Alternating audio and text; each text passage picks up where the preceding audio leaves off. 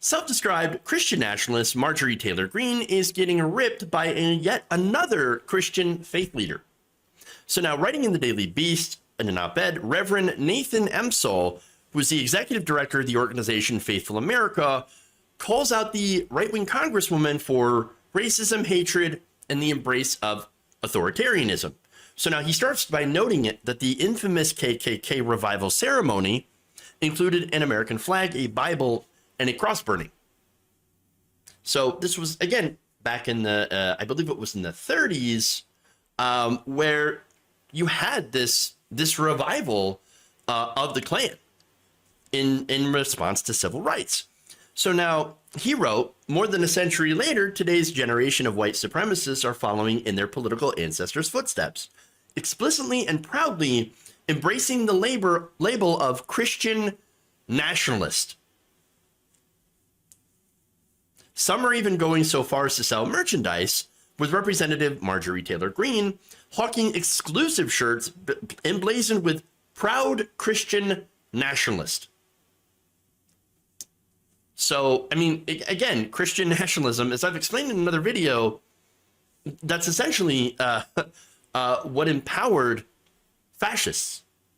So now he continues by saying, even before she began advertising the shirts on Instagram with the call to stand against the godless left, Greene told an interviewer that the Republican Party needs to be the party of nationalism, and I'm a Christian, and I say it proudly, we should be Christian nationalists. It's not the first time she's embraced the label, and it's a dangerous turn of events that requires active, loud opposition from all of us, especially from American Christians, for whom Greene and her allies claim to speak. Now, before I go on, I want to point that Reverend Emsall is following the example of Reverend Chuck Curry. I talked about his article calling out Greene and specifically denouncing Christian nationalism. Now, there's nothing wrong with being a Christian. There's nothing wrong with being a patriot. But understand that when you combine Christianity and nationalism, you create a very toxic situation, as I will explain here.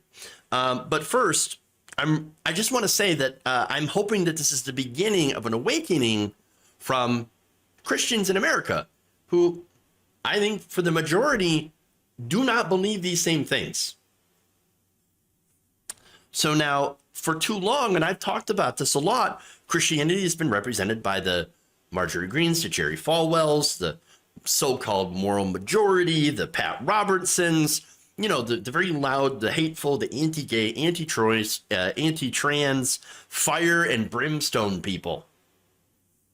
That is not the majority of Christians that I know. And I'm hoping this is the start of a trend where more of them continue to speak out and denounce the direction the far right is going, which is not conservatism, it's fascism. Now he continues, as a pastor, if there's one thing I understand, it's that Christian nationalism is unchristian and unpatriotic. Academic researchers define that the authoritarian ideology as a political worldview, not a religion. That unconstitutionally and unbiblically merges Christian and American identities, declaring that democracy does not matter because America is a Christian nation, where only conservative Christians count as true Americans. Now he goes on to cite examples like Michael Flynn, for example, telling a crowd that the United States should have only one religion. That's against the First Amendment. An organization called America First Legal, whose board included top Trump allies like Stephen Miller and Mark Meadows, calling on the states to literally ignore the Constitution, the First Amendment, and create in all 50 states state-sponsored churches and official religions. Lauren Boebert, just to show you how widespread this is in the party, Lauren Boebert also called on the elimination of the separation of church and state. And so right now, the Republican Party is, again, not representing all Christians, not representing all Americans, not representing all conservatives, but representing a very small, extreme faction of Christian fundamentalists.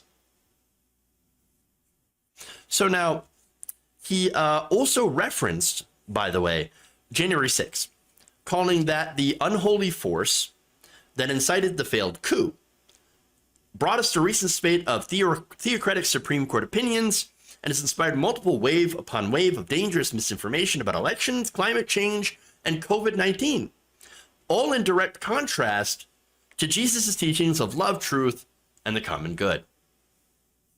So what this is a really strong denunciation.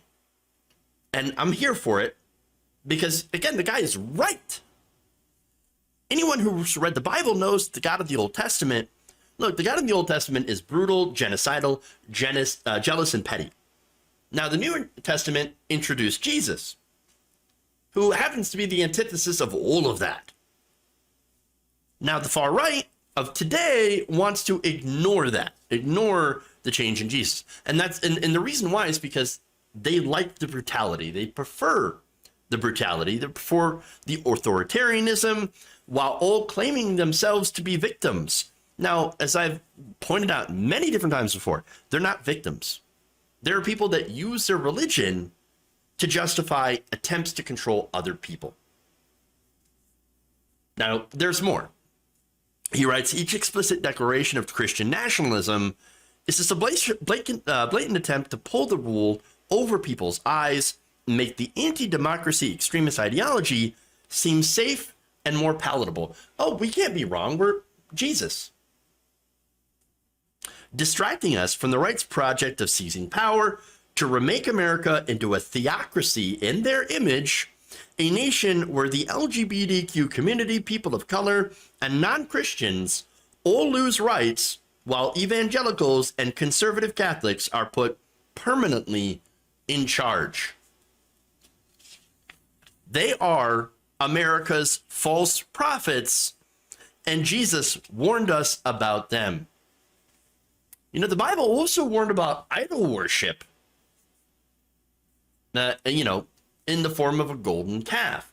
Well, they have golden statues of Trump. Wall Street has the statue of the bull. And so, yeah, if you're talking about, the worship of idols and false prophets, I mean, there's a good example right there. Now, he also writes, wrapping their hateful heresy in a t-shirt, they are wolves in sheep's clothing. They try to appear righteous, carrying a cross and wrapping themselves in the flag, but instead are full of hypocrisy and lawlessness. Again, 100%. He says they don't speak for American Christians, and it's up to us to finally deflate their claims of a monopoly and thus their hold on power. Reclaim our religion in its prophetic voice for the gospel's true values of love, dignity, equality, and social justice. Everything Greene and her ilk says is a bastardization of the Christian faith, and it is harmful not just to the church, but to all Americans. Christians will not ignore this hateful hijacking of Jesus' name. And we will stand against America's false prophets in this fall's midterm season and beyond. So look, this is what I've been waiting for, okay? I've been waiting for Christians on the left to start calling this out specifically. I know criticizing religion has been a third rail. You don't talk about religion, right? Well, that's all the right has been doing since the moral majority, since Franklin Graham, since they decided to inject religion into their political identity. And they have been using that very successfully. Again, we have seen them over the past 50 years use religion to their benefit in order to create, for example, the anti-choice movement and to spur people to vote Republican on one single issue, and that's the issue of abortion. And now we're at a point where women and trans men and people who are non-binary have lost the rights to govern their own bodies as a result. This has all been a plan to use this religion, falsely, of course, to cement their own power. And so I'm really glad to see that this has begun It should have started a long time ago, and I know there have been some that have spoke out against this before, but it needs to get, and I'm hoping that we're seeing a zeitgeist begin, that we're seeing more people pick up and wake up and start realizing that, oh my God, these people, they don't represent us. People like Greene, Boebert, and the rest understand that they don't stand for anything except for their own power and their own sense of moral righteousness, while, of course, being the most immoral people possible.